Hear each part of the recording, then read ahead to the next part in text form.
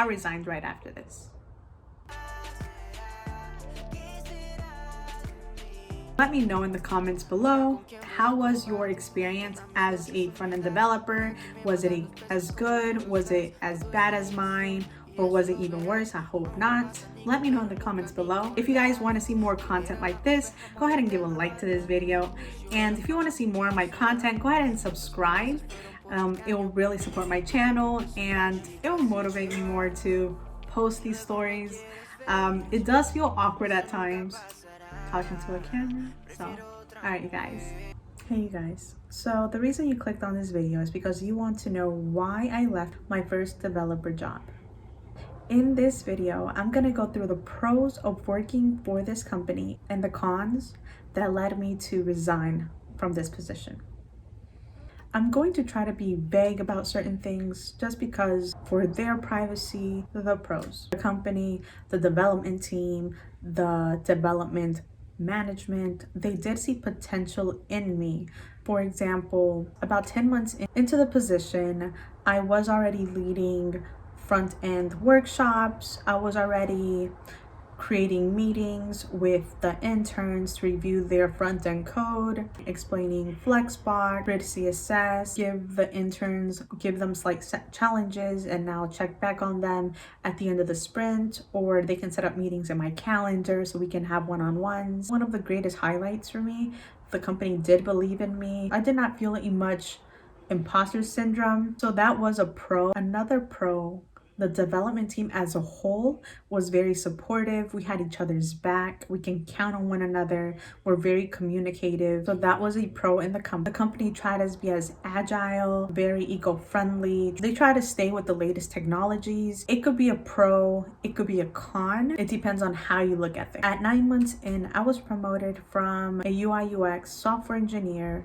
to React Native mobile developer. It was really awesome. I really loved it, especially working with React Native. I did love working with the app, creating new features for the app. So that was honestly very amazing, humbling that they saw that potential in me. Really quick into my employment. The cons do outweigh the pros. That's why I left. So please try to see it from my perspective of things. I try to be like as chronological as I can to what led me to resign. From day one to about 7 to 9 months in, I never had a desk or a chair to my name. However, management did want all of us to be within the same room. So whenever I came in, I prayed. I hoped there was a chair somewhere. Someone was absent that we can borrow their chair. So I had to find a corner, set down the chair, and balance my laptop on my lap or on top of my book bag. For half a year, I had to balance my laptop on my lap and navigate with just that one screen, that 13-inch screen. That was all I was coding on. I did not have a double monitor. I didn't even have another monitor. So I had to flip back and forth between my code and also the company website, which I was trying to, code live on. It was more like an inconvenience than a real con, but I just want to give you like the first thing that I felt that was kind of off. And the second one gets worse for me, I believe. For the first month to half the year, I wasn't allowed to commit any code. I wasn't allowed to have my computer set up to the repo. Everything I coded, mind you, it could have been a whole new JavaScript page. It could be a whole new CSS, a new HTML page for a new page. It didn't matter. I had to copy or I had to save the HTML, CSS, or JavaScript page, email the pages to the senior developer. I was never allowed to see the repo. I was never given the option, commit any code. Mind you, I did ask on multiple occasions throughout those first 6 months of why I can't. The senior front-end developer told me I do not need my computer set up, that I was not going to commit code. He was the only one going to commit the code. And it was like that for 6 months. Side note, eventually, after asking and actually giving reasons why I needed to have my computer set up properly, and for me to have access to the repo and able to commit my own code, did they approve it? Micromanaging at its best. The next con was probably one of the main reasons that led me to resign. I was asked one simple question: Jenefer Licet, can you code in React Native? And I told them, of course. So from then on, half of my job was working with the company site, and then the other half was working with the mobile dev team. About 2 to 3 weeks in, without my acknowledgement, without no heads up, they laid off the other developers that was solely gonna work on this app. At first, I was excited, but kind of wary. They had a team working on this app before. I was told to wait for my review, and then we can talk about compensation. So I thought, okay, review is coming in a few months. That seems reasonable. Soon after, I realized I'm not solely gonna be working on the app. I was still gonna be a UI engineer working on the company site. And I was gonna be working on the mobile app at the same time. So all my stories were 50-50. But mind you, my stories doubled per sprint. And a daily sprint, I had around 5 to 7 stories per sprint. After becoming the React Native developer, I believed I was going to become only the mobile developer. I was never told that I was going to become a mobile developer and still UI engineer. So when the first sprint rolled by, I had 14 stories. 14 stories about brand new features to the site and to the app that they wanted done within a sprint time. And I asked, how is this even possible? How?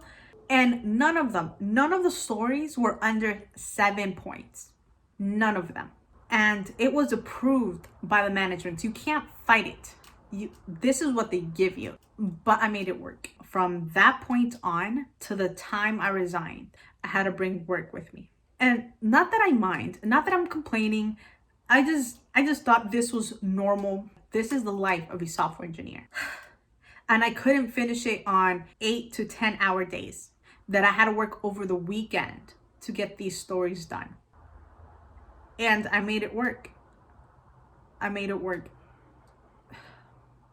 Sometimes just talking about like how much of a stress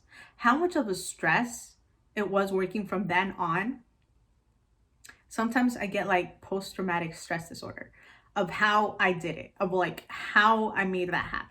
I worked and I listen to music when I code. I blast that music because honestly, I didn't want no distractions. When I listen to music and I code, like it just blocks out the noise, just blocks out everything. And I was like super stressed out during that time. I didn't have time to go to the gym. I barely had time to cook at home.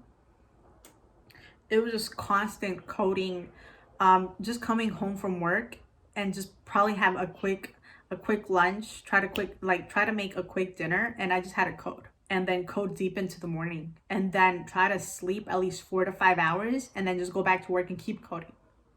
It was like super stressful. And I didn't know any better. I honestly did not know any better. I wish I knew any better. I wish I had the knowledge I have now to correct that mistake. And another reason, this is probably what just cracked me. Everyone was on stress. I'm pretty sure every developer has some sort of stress. Getting everything done on time, on a timely manner, right? But the thing that just, honestly, I couldn't believe, I was constantly, almost on a daily basis, by a couple of developers, not everyone, just a couple, that my job was easy, that anyone can do my job. Anyone can write JavaScript and React and CSS. And mind you, this was not like directly to my face. When it was said, it was announced in stand-up, in our Scrum meetings, and our company meetings. It was just like, they didn't care who heard. They just wanted to be vocal about it. And at first I was shocked because I was close with the developers. Like, we eat lunch together, we help each other. And maybe it was because of the situation we were put in. We were on a high stress project that had to be time sensitive, that was why they kept saying that to me. It's not more like, oh my God, someone is saying it, but it's more as like, you're literally gonna say this. Seriously undermining my job. Dude, we're here to help each other. We're supposed to be a team. When it came time for my review, after being still a UI engineer working on their brand new site and being the only front dev on that website, and working on the brand new features and the bugs that were on that app, and developing them and submitting them on a timely manner, I was even, like I said, I don't think I'm the best. I try to be as the best as I can be. I took courses, advanced courses throughout my whole employment there, so I can become a better developer. And when it came time for my review, and still being praised for it by marketing and management, they told me during my review I will not be getting a raise, none whatsoever. I had I believe it was a 98% rate of finishing every single of my sprints since the time I started to this point.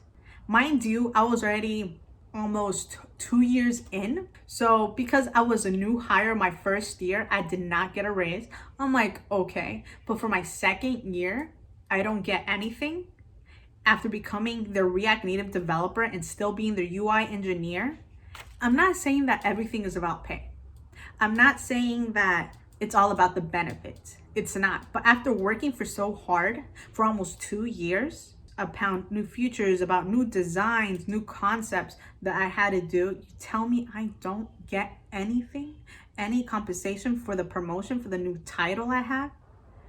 And mind you, I was promised one. That was my mistake. I should have gotten in writing. So that was the last thing. After that, I'm like, I'm done here. I took the decision, I'm gonna resign from this place. And it's funny, during that review, they gave all the achievements I have. I was amazed of how much I learned, because I did learn a lot. Like, I would never take that back. I would have done things differently at certain points in my employment there, but I achieved a lot. I became a better developer. I was like stressed so much, but I was still able to finish so much, do so many things, to learn so many things there. Amazing people. I would have stayed for the people. I would have stayed for the team, because it was an amazing team. Regardless of the few bad apples, it was an amazing team. I really appreciated working in that team. Like, I grew in that team. Like, during stressful situations, we did the impossible possible. I gotta say that. When I took that decision that I'm going to leave, I made sure my code was clean, the files were organized properly. I made sure I created README for anyone who comes behind me. I made sure I wrote documentations and comments on the new JavaScript pages, the new SaaS pages I created. Whoever comes behind me knows what's happening on this page. Even though I'm leaving, I did take pride in my work. I love what I do. That's not gonna change. I love solving bugs. I love writing SaaS. I love writing JavaScript. I enjoyed working with React Native. When you find that bug and you solved it, I love that part the most. And I did a lot of that in that company. But like I said, the cons outweigh the pros in this company. Afterwards, I did, after accepting the job offer, I did go in the next day and place my 2 weeks notice. So that was the reason I left. I do not regret it. Like I said, I learned so many things. I did learn from my mistakes. If I could go back, I would have gave myself different advice. But I hope you guys learned something from this. Not every software engineer company is as stressful or as micromanaged. Like I said, this was my experience from my perspective of things. I don't mean to be such a downer with this. Like I said, everything was a learning experience. My first engineer position. just one key advice I would say, when you apply for a company and after the interview and you know you're going to get that job offer, go ahead and research that company. Go to Glassdoor and look up the company's reviews. Most likely try to find a review by the software engineer or a product manager. That would really help you gauge what kind of company it is, the culture. If not, go to LinkedIn and go ahead and connect with someone who works at that company and ask them. I think that would be the best way to find out. I wish I would have done this. I did not do this for this company. If I had done this, that outcome might have been different. So you guys, see you at the next one.